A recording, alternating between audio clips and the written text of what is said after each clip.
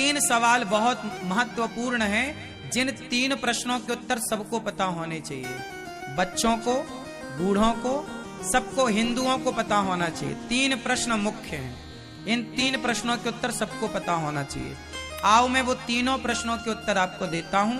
एक छोटी सी कहानी सुनाऊंगा, वो कहानी आप रट लीजिएगा, काम आएगी। एक बात बताओ,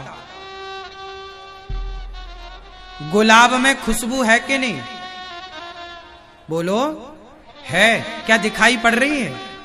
तो खुशबू नजर नहीं आती, इससे यह सिद्ध तो नहीं होता कि खुशबू नहीं है। जैसे गुलाब में खुशबू है पर नजर नहीं आती, उसी तरह संसार में परमात्मा खुशबू की तरह व्यापक है, नजर नहीं आता।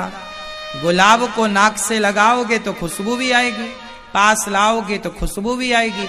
उसी तरह जैसे दही का मंथन करोगे तो मक्खन निकलेगा, उसी तरह महाराज भक्ति करोगे तो भगवान प्रकट भी होंगे। जैसे दही मंथन से मक्खन प्रकट होता है, ऐसे भक्ति से भगवान प्रकट होते हैं।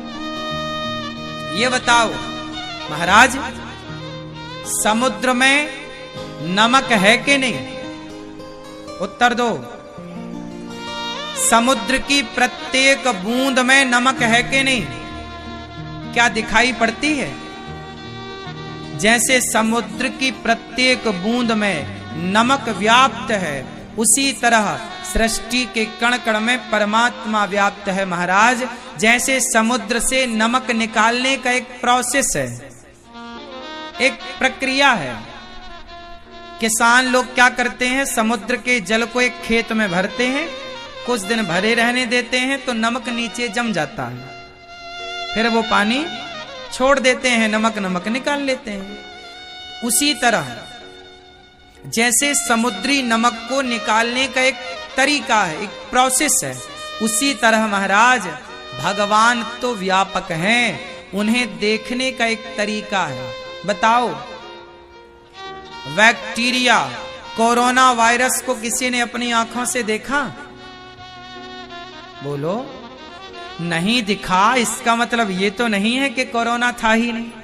कोरोना था, वो दिखता भी रहा, पर माइक्रोस्कोप से दिखता था। एक मशीन होती है, सूक्ष्मदर्शी यंत्र, माइक्रोस्कोप से उसे देखा जा सकता है। जैसे यंत्र के द्वारा बैक्टीरिया को देखा जा सकता है, ऐसे राम नाम के मंत्र के द्वारा परमात्मा को भी देखा जा सकता है। राजा चुप रहा।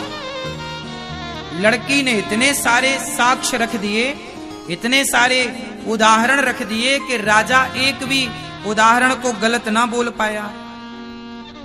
अब राजा चुप। लड़की ने बोला, महाराज बताओ, पहले प्रश्न से आप संतुष्ट हुए कि नहीं? राजा बोला, हां। जैसे दूध में मक्खन है पर नजर नहीं आता, ऐसे भगवान है पर नजर नहीं आता। नजर आने के लिए दही का मंथन करो, ऐसे भगवान को देखने के लिए भक्ति करो। प्रश्न दूसरा, अभी भगवान किस ओर देख रहे हैं? ददरहुआ की ओर देख रहे हैं कि ग्वालियर की ओर, के यूपी की ओर, के एमपी की ओर? बताओ भगवान किस तरफ देखते हैं? बोलो, किस ओर देखते हैं? उस लड़की ने कहा, महाराज एक दीपक जलाइए। देखो, कोई भी उत्तर देने के पहले ना, उसका जब तक हम प्रमाण ना दे दें, तब तक वो उत्तर मान्य नहीं होता। इसलिए आपसे मैं कहता हूं कि अपनी बात इतनी सटीक करो कि कोई तुम्हारी बात को काट ही ना पाए। दीपक जलाया लड़की ने, कहा, महाराज अब बताओ कि ये दीपक किस ओर देख रहा है? बताओ, दीपक की ज्योति किस ओर देख रही है? राजा ने कहा, दीपक का प्रकाश तो चारों ओर है।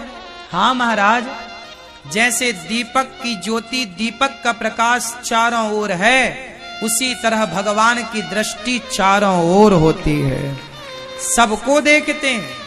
एक ही टाइम पर परमात्मा सबको देख सकते हैं, सबको सुन सकते हैं, क्योंकि भगवान बिनु पग चलहि सुनहि बिनु काना, कर बिनु कर्म करहि विधि नाना।